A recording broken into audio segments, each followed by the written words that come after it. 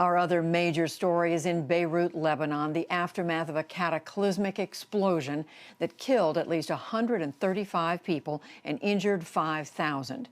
Special correspondent Jane Ferguson reported for us for years from Beirut and has tonight's report on a city shattered.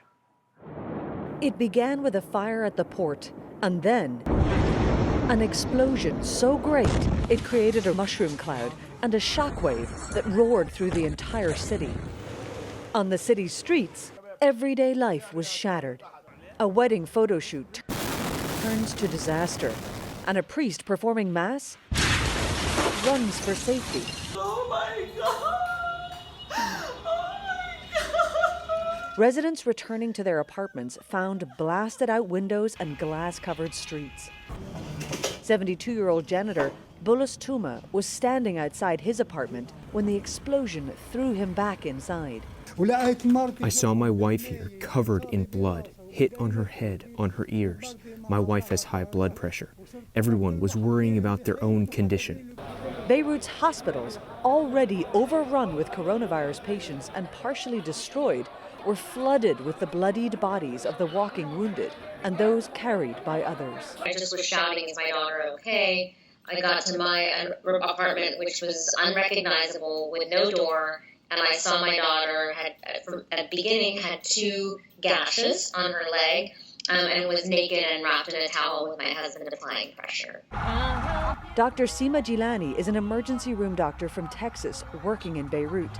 She spent the hospital ride singing to comfort her 4-year-old daughter. I've worked in areas of conflict like Iraq and Afghanistan and Gaza. What I saw yesterday was on the scale of that, if not more, in my particular personal experience. I had never experienced something like this. My ears are still ringing.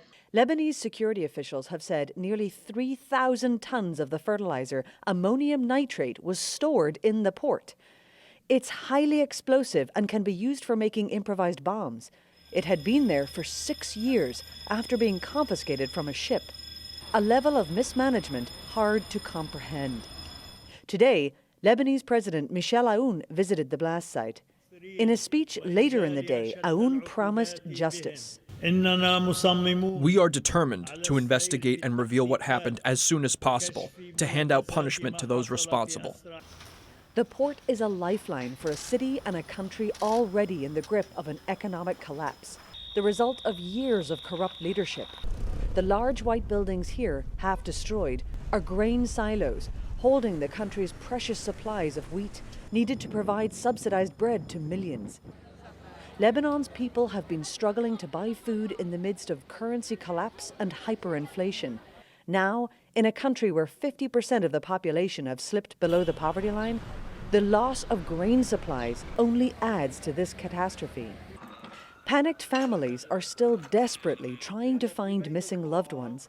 This Instagram account holds painful pleas for any information. Many of these people worked at the port. An entire team of firefighters that rushed to the initial blaze is missing. For Dr. Jilani, she's grateful she has her daughter back in her arms safe. The main thing is she's out of the hospital, she's stable, she's not needing oxygen, and she's back to her feisty self. So the moments that you used to curse as a mother, those moments of tantrums are joyful now when you hear your child cry. It is a joy now. The Lebanese people, so often described as resilient, have no choice but to live through yet another tragedy and try to mend their homes and their lives. For the PBS NewsHour, I'm Jane Ferguson.